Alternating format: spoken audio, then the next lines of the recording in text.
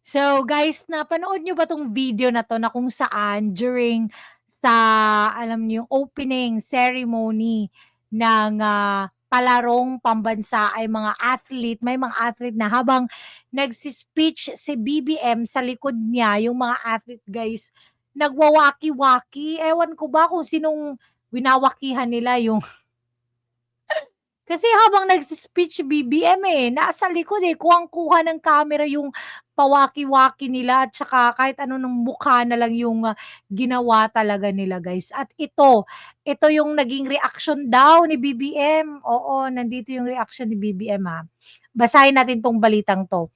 PBBM, pinahahanap student athletes na nagwawaki-waki ng muka sa speech niya. Naku, lagot kayo. Patawa-tawa lang 'yan, pero naku, natatawang nagkomento si Pangulong Ferdinand Bongbong Marcos Jr. sa isang video clip. O ito, panoorin na lang natin yung video. Ito palakihin natin. Oh.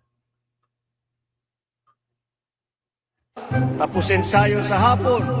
Minsan, kulang pa sa gamit. Pa sa gamit. Nung opening ceremony ng palarong pambansa, may mga kabataan atleta sa likod ko habang ako'y nag-speech kung ano-ano mga mukha ang kanilang ginawa. Yan. So, yun guys, yun yung napatawa na lang talaga siya guys. Oo, sabi niya, nung opening ceremony ng palang pambansa, may mga kabatang atleta sa likod ko habang ako'y nag-speech kung ano nung mga mukha ang kanilang ginawa, natatawang sabi ng Pangulo. Iyan yata yung mga uso sa TikTok ngayon. Kaya naman tinawag ni PBBM ang atensyon ng anak na si Congressman Sandro Marcos na kung pwedeng ipahanap daw ang mga mag-aaral na iyon upang makaharap niya. Congressman Sandro, baka pwede natin mahanap itong mga batang ito para makilala naman natin. Shoutout naman dyan sa mga kabataan, natatawa pang sabi ng Pangulo.